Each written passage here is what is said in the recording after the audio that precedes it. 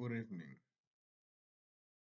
Today I'm going to speak about a number of issues or topics that concern South Africa, particularly the issue of landlordship. We see landlords or former landlords no longer receiving their rents from people because people believe that after 1994 there are no landlords. The land that you occupy it because you are a citizen, not because there is a landlord that you have to pay. Of course,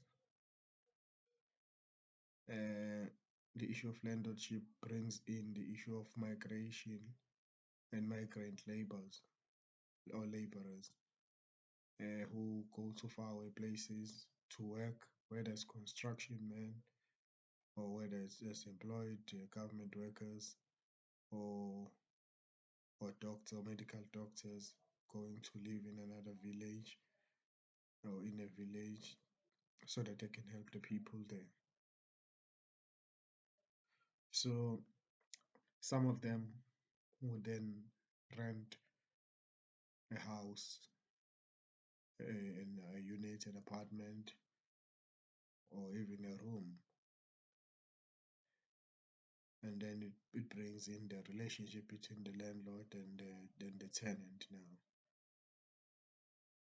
and the relationship of power manifests itself in those relationships.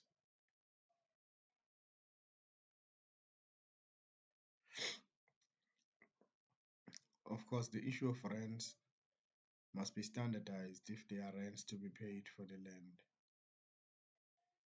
There mustn't be different rates for different people because that would create class.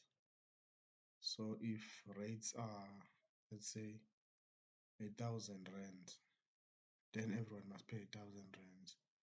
We mustn't have a situation where a richer person is made to pay 500,000 rands when an average person pays 1,000 rand.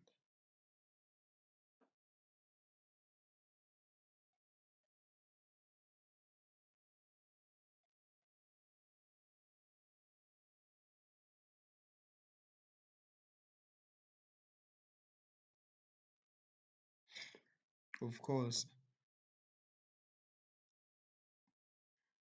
speaking about construction, building buildings for people, migrant laborers, that brings in the issue of generational wealth.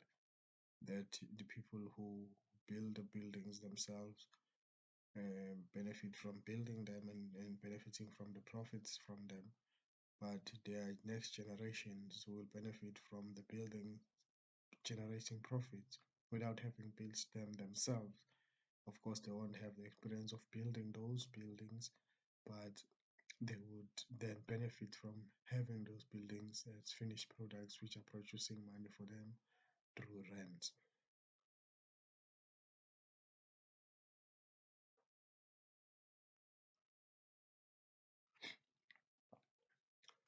Now, of course, one of the biggest issues that South Africa faces is since there were people who were black and police officers during apartheid, and there were black people who were working on the farms, for example, as favorites of the white people, who captured people who were stealing, and then those people were killed without due process, being killed in an extrajudicial manner because they of thieving, uh, which of course in our Bible, the Holy Bible, it says we shouldn't steal. So if we operate in a theocracy in the farms, then it is wrong to steal. But then once a person steals, then are you justified then to take that person's life or to capture that person and do whatever you want to do with that person? Are you justified in doing that?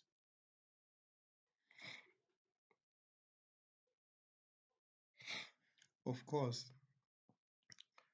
when new buildings are built and then new people come in, migrant laborers particularly, they become vulnerable because they might not have as many friends in the village or in the town or in the city or in the township so they become vulnerable just because they don't know the territory.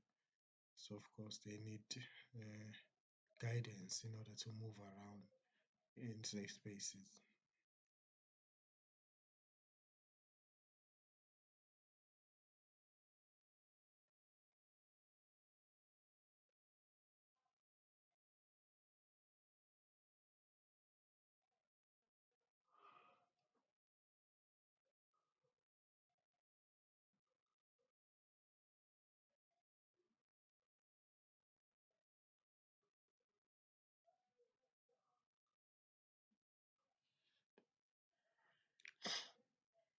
Thank you very much for your time.